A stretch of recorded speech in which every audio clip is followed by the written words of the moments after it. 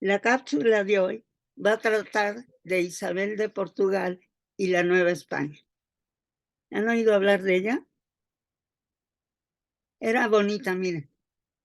Educada para mandar, Isabel de Portugal nació en Lisboa en octubre de 1503 y murió en Toledo en mayo de 1539. Fue la primera reina de la Nueva España, porque era esposa de Carlos V, el primero que fue rey de Nueva España. Duraron casados 13 años, 7 de los cuales ella gobernó, mientras él se dedicaba a luchar contra Francia, los protestantes, el Islam y otros enemigos. Desde 1528 o 29 principios, intervino en asuntos públicos, pero su labor fue especialmente importante durante la gran regencia de Castilla y Aragón, que fue de 1529 a 1533. En lo que toca a lo de las Indias e Islas de Canarias, mande que se provea lo que convenga en lo que se debiere hacer. Fue la clara disposición del rey. Isabel era una mujer muy católica, piadosa, pudorosa, culta, políglota, hablaba portugués, latín, castellano, francés e inglés, y humanista, como buena intelectual del Renacimiento. Llevaba su nombre en honor a su abuela, Isabel la Católica, la abuela que compartía ni más ni menos con su marido, porque María, la mamá de Isabel, y Juana la Loca, la mamá de Carlos, eran hermanas. O sea que ellos eran primos hermanos, como se usaba en ese tiempo. Bueno, tanto su corte como la de los españoles querían que hubiera boda entre dos hermanos contra dos hermanos, digamos. Isabel y su hermano Juan, que se casaran con Carlos y Catalina, lo cual sucedió. En 1518 iniciaron las negociaciones y como eran unos complicadísimos arreglos financieros, tomaron 8 años. Isabel sabía que si no era reina, iba a ser monja, así que dejó claro que si no se casaba con Carlos, se quedaría soltera. Finalmente, el 17 de octubre de 1525 firmaron el contrato matrimonial. El 1 de noviembre se casaron por poder. Ella se quedó en el palacio de Almerjín hasta el 20 de enero del 26, cuando el Papa concedió la dispensa de parentesco. Los reinados de Carlos eran muchísimos, porque recordarán que él era emperador y rey. Entonces, Aragón había sido o era el dueño del Mediterráneo en su salida, o sea que era de Carlos. Castilla era dueña de América, de la Hispanoamérica, y el imperio alemán puso el Sacro Imperio Romano de Occidente era dueño de todo lo que después va siendo Hungría y demás cosas, o sea que era dueño de toda Europa, digamos, o de casi toda, y ella pues era la regente. La dote de Isabel, con todo y eso, él era muy pobre porque le pasaba lo que a los mexicanos nos pasa con la tarjeta de crédito, nada más que se llamaba Minas de Oro de Nueva España y de Perú, y el caso es que gastaba muchísimo, así que con todas las guerras y todo lo que hacía, la dote de Isabel, que eran 900,000 doblas de oro, era vital para la Real Hacienda Castellana, que era paupérrima. Ella puso sus 900,000 doblas y Carlos, para poner 300,000, hipotecó 3 villas en Jaén porque no tenía cómo.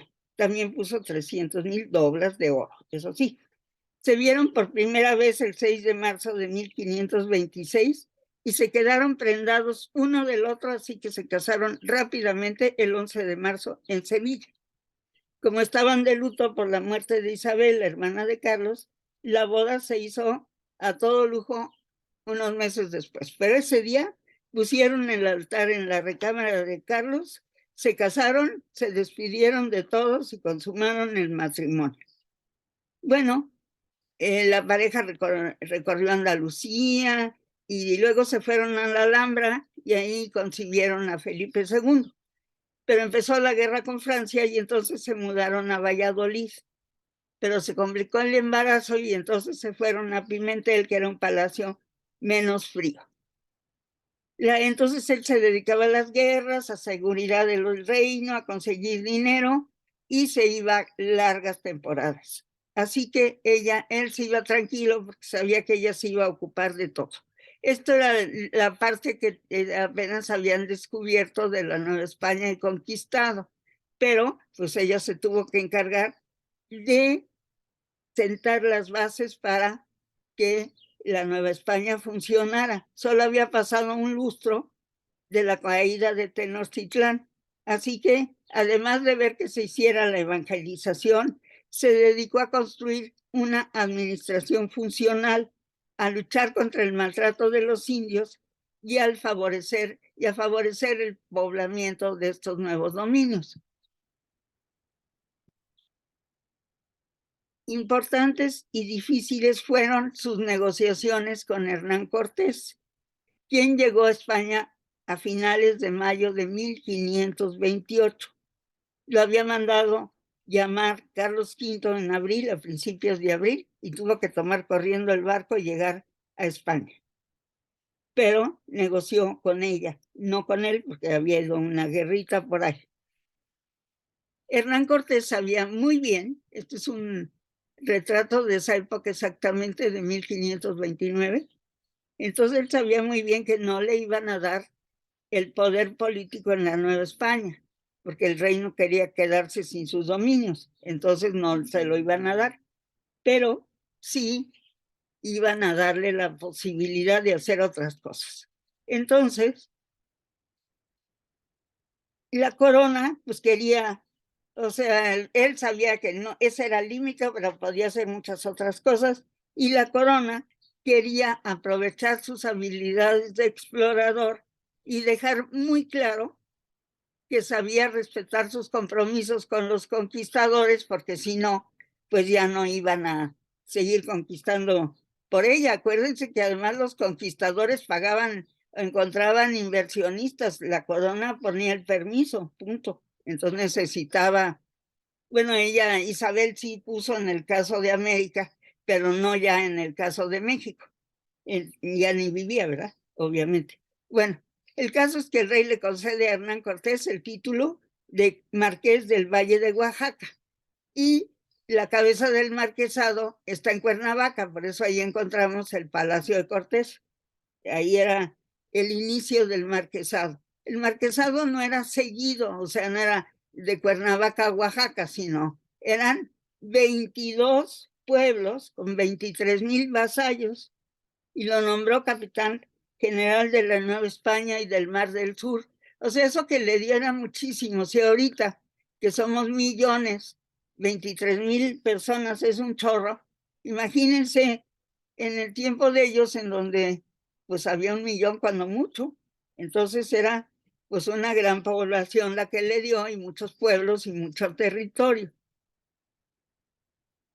Y eso de capitán general pues funcionaba solo para lo militar, ya no como autoridad civil.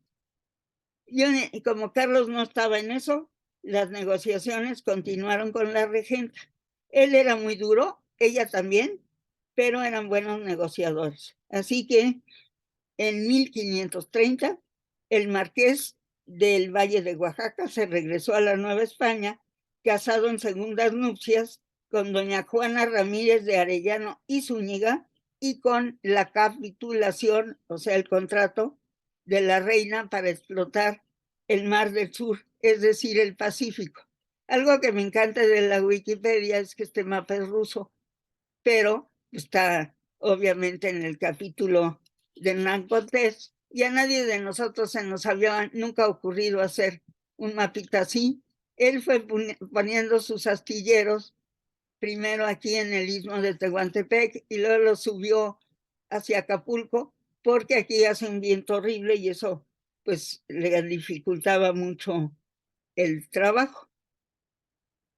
En el terreno económico, la reina hizo que renunciara a la bula que lo eximía de pagar diezmos, mismos que debía cubrir sin excusa ni dilación a partir del siguiente lustro, o sea, ya que la exploración del Pacífico rindiera sus frutos.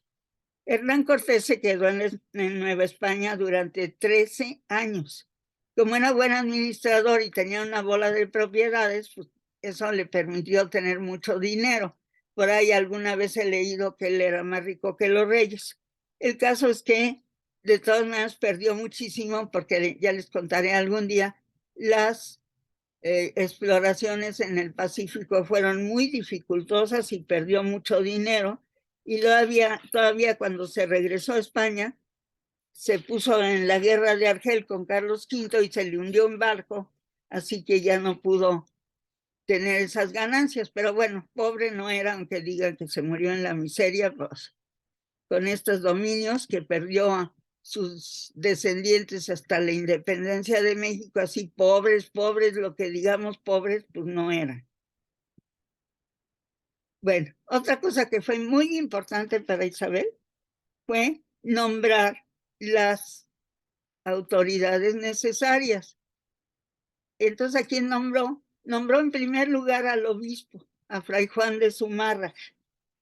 Y hubo una bola de intrigas, las otras órdenes religiosas no querían, el Papa tampoco, entonces hizo ahí que se equivocó en las bulas, que no sé qué. El caso es que finalmente ella logró que Fray Juan de Zumárraga fuera el obispo de México, y además le puso los puntos sobre las íes a Clemente VII en materia del Real Patronato, y le dejó bien claro cuáles eran los privilegios de España, cuáles los del Vaticano y cuáles eran las obligaciones de cada uno. También influyó en el nombramiento de Antonio de Mendoza como presidente de la segunda audiencia, porque el primero, que fue Nuño de Guzmán, fue un desastre, y luego como virrey. Como les decía, ella les gustaba que le mandaran informes por escrito o dibujados, y este es el código mendocino que él mandó a hacer y que ella nunca vio porque se lo robaron los piratas ingleses. Bueno, luego hizo de cara a los habitantes, buscó cómo irlos integrando. Entonces hizo el desfile del pendón o estandarte, es el estandarte de Castilla. Ahora el desfile es el 16 de septiembre. En ese tiempo era el 13 de agosto. Y pasaban el estandarte. El 13 de agosto es el día de la caída de Tenochtitlán, día de San Hipólito. Entonces paseaban su estandarte por toda la Ciudad de México. Este es el desfile del pendón en Chilpancingo, que se quedó en tradición. Este es en 1910 y este es el del año pasado. Entonces, bueno, pues cambió mucho, ¿verdad? Lo que significa el desfile y todo, pero aún funciona, y en otros países de América Latina se sigue haciendo el día que debe ser, etcétera. O sea que no hay tanto problema como nosotros en eso.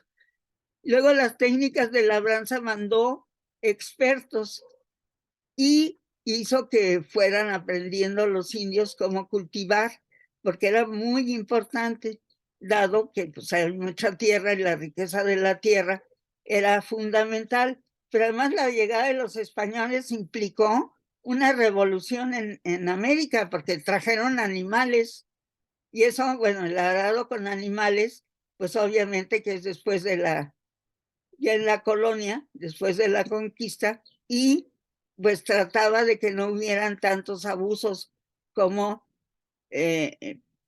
a veces parece que hubo o que hubo. Bueno, luego fomentó su educación apoyando a Catalina Bustamante, que estaba en el colegio de Texcoco con los franciscanos. Y luego prohibió que los indios tuvieran caballos, porque pues así era mucho más fácil que se movieran y eso afectaba el dominio español. Y también que cultivaran el agave pulquero, porque se emborrachaban en sus ceremonias y sacrificios. Algunos se mataban y otros protagonizaban muchos vicios carnales. Fíjense, aquí están los campos trigueros, o sea, eso no había antes de los españoles, y la caña de azúcar. Eso luego fue muy productivo para los españoles. Don Arnulfo Luengas, el chef de Banamex, decía que dos cosas contribuyeron fundamentalmente a la conquista de México. Una, la caña de azúcar, porque el azúcar que sale de la caña del maíz no es tan dulce, ni la miel de abejas. Y la segunda cosa fueron los burros, porque liberaron a los indios de cargar. Bueno, otra cosa que le interesaba mucho a Isabel y a todos los españoles era la seguridad en los mares. Así que se encargó del tema. Tenía decidieron hacer un barco que salía una vez al año en buen tiempo, o sea, en enero, y regresaba a la Nueva España en mayo. Y de ahí salió la flota de Indias y demás. Aquí están luchando contra los de Argel y aquí contra los ingleses, que fueron siempre sus pesadillas. Como les decía, Hernán Cortés más adelante pierde su barco en la lucha contra Argel y pues era eso un problema terrible. Este es el catecismo de Fray Pedro de Gante, que hemos platicado que era pariente del rey. No se sabe si era medio hermano de Felipe el Hermoso o qué relación había, pero el de Gante habla de un noble y era hijo tal vez de Maximiliano I, o sea, del emperador, del abuelo de Carlos. El caso es que él hizo este catecismo para poder enseñar a los indígenas sin que tuvieran que saber algún idioma, lo cual es todo un reto. Ahora es un cómic, pero en ese tiempo, bueno, pues fue una cosa muy importante. Otra cosa que era muy importante, y acuérdense que Isabel es esposa, y ella es muy católica, pero además es esposa del católico que está luchando contra los protestantes. Ella es la reina del país de la contrarreforma, que es España. Bueno, y la manera de ver las cosas, pues es esa, ¿verdad? Entonces, hizo una pena especial para las mujeres que seducían sacerdotes o que andaban con hombres casados. Además de que estaba prohibido amancebarse. Busqué la palabra amancebarse y me salieron vacunas y quién sabe qué, porque es una palabra en desuso. Quiere decir arrejuntarse, o sea, tener una pareja sin casarse. Hoy moriría de un infarto la reina, porque lo raro es casarse, pero en ese tiempo no. Y de qué grupo social o casta era uno dependía del origen racial de los padres, pero sobre todo del estado de la pareja. Si eran matrimonio, la casta era más elevada que si no lo eran, o sea, si estaban amancebados. Bueno, un problema que tuvo Sor Juana, terrible, es que era hija de fuera de matrimonio. Entonces sería muy popis, pero era hija de fuera de matrimonio, y entonces la tenían agarrada del cuello el obispo y todo el mundo, pues por eso, aunque fuera secreto, sí estaba la cosa terrible, porque estaba prohibido desde el tiempo de Isabel y de siempre, o sea, ella vivió 200 años después que Isabel, pero eso no le quita que la sanción existiera de todas maneras. Pero fíjense, si una mujer andaba con un hombre casado, la, desterraban del pueblo y tenía que pagar un marco de plata, lo cual era un dineral. Pero además, si reincidía, entonces 2 años de destierro en vez de uno y un marco de plata. Y si todavía caía en tercera vez, entonces pagaba el marco y recibía 100 azotes públicamente. Además, otra cosa que prohibió fueron los juegos excesivos, porque acaban en blasfemias. En Puebla, a Isabel de Portugal se le celebra especialmente porque ella en 1532 dio la real cédula que le otorgó el título de Puebla de los Ángeles. Puebla quiere decir población, y así le decían la Puebla, pero ella le puso que era la Puebla de la Virgen de los Ángeles, de Nuestra Señora de los Ángeles, y le eximió 30 años del pago de impuestos, lo cual estuvo muy bien. Bueno, ella trató de hacer de la corte un lugar muy cálido para la gente, para que sus hijos fueran bien educados y para que Carlos se sintiera muy feliz cada vez que regresara. Fíjense, era tan religiosa que como en ese tiempo se usaba, ella está pintada como si fuera la Virgen María y el niño Jesús Felipe II. O sea, eran de veras súper religiosos.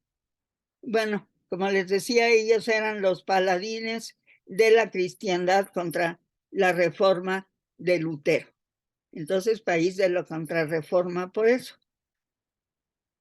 En 1527, cuando nació su hijo Felipe II, guardó la compostura, es decir, ordenó apagar los candelabros de la habitación y que le taparan la cara con un pañuelo para que las asistentes no vieran su sufrimiento. Cuando la comadrona le sugirió gritar, ella respondió: no me digas tal, comadre mía, que me moriré, pero no gritaré. Isabel tuvo 6 embarazos. 3 fueron hijos que llegaron a la edad adulta. Uno se murió al año, Fernando, a los 4 meses, y tuvo 2 abortos. En el segundo se murió ella, porque tenía 4 meses de embarazo y tuvo el aborto y se desangró. La comadrona le suplicaba que se dejara atender por los médicos de la corte y ella dijo que no, porque eran hombres. Pues se murió entonces desangrada en 10 días. Claro, eso no quiere decir que ellos hubieran podido sanarla, pero pues no se aventó el tiro y no aceptó. Resulta que Carlos quedó devastado cuando ella se murió y perdió tanto el control que se metió en un convento y el que tuvo que hacer los funerales fue su hijo Felipe, que tenía 12 años y que en ese tiempo, bueno, pues ya era un adulto muy joven, pero finalmente un adulto. Los partos eran públicos, siempre estaban ahí las damas de compañía y demás, y entonces pues a ella no le gustaba el rollo así, ¿no? Isabel consiguió la fidelidad de su marido. Carlos tuvo 5 hijos fuera de matrimonio, pero todos antes o después. Todos los 5 fueron de diferente madre. La primera nació antes que se casaran y los otros 4 cuando él ya era viudo. Nunca aceptó volver a casarse, a pesar de que las razones de Estado se lo pedían. Y algunos dicen que se volvió muy amargado y quizá bulímico. Eso es muy difícil de saber, obviamente. Como regenta, Isabel de Portugal sentó las bases de la Nueva España, de su administración. Y fue otra reina cuando era de 4 años y entonces fue en realidad su mamá, pero en su nombre, la que reconoció la independencia de México hasta 1836. Bueno, pues eso es todo por hoy. Espero que les haya gustado y que si tal cosa pasó, le den clic en la manita de me gusta y si no se han suscrito en mi canal, hagan la amabilidad de hacerlo. Que les vaya muy bien. Hasta la próxima.